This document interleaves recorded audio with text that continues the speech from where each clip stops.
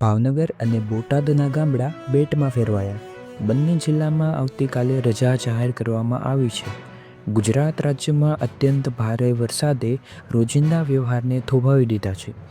કુદરતના આ તાંડવે રાજ્યના વિવિધ હિસ્સાઓમાં ખૂબ મોટા પાયે નુકસાન પહોંચાડ્યું છે અને લોકોને અત્યંત મુશ્કેલીમાં મૂકી દીધા છે. જુઓ સૌરાષ્ટ્રમાં વિકરાળ સ્થિતિ. બોટાદ જિલ્લાના ખાંભડા ગામમાં સ્થિતિ અત્યંત ગંભીર બની ગઈ છે. અહીંયા નળિયાવાળા સહિત ઘણા બધા ઘરો સંપૂર્ણપણે પાણીમાં ડૂબી ગયા છે.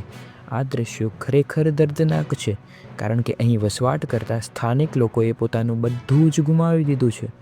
બોટાદમાં જ ડાઠાથી રાણીવાડા જતા રસ્તા પર એક વૃદ્ધ વ્યક્તિનો બચાવ કરવામાં આવ્યો છે, જે ખૂબ જ સૌભાગ્યની વાત છે.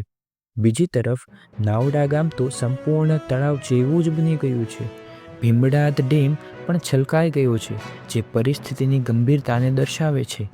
આ જોખમી ભર્યા કટોકટીના સમયે સિંહોરના વાડી વિસ્તારમાં 4 લોકો ખેતરમાં ફસાઈ ગયા હતા, પરંતુ ભાવનગરની ફાયર ટીમે હિંમત કરી તેમનો બચાવ કર્યો હતો.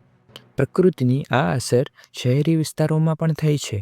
અમદાવાદના સરખેજ વિસ્તારોમાં આવેલી સિદ્દીકાબાદ સોસાયટીમાં લોકોના ઘરોમાં પાણી ભરાઈ જવાના કારણે રોજિંદા જીવન ખોરવાઈ ગયું છે. વલસાડની ધરમપુર ચોકડી પાસે રહેલું મોટું ઝાડ એક એક્ટિવા પર પડ્યું. કચ્છમાં પણ એક દુર્ભાગ્યપૂર્ણ ઘટના બની છે.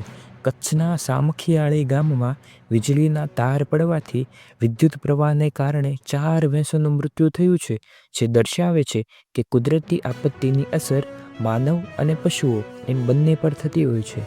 વરસાદની પળે પળની માહિતી માટે જોડાયેલા રહો ટ્રેન્ડિંગ ખબરો સાથે.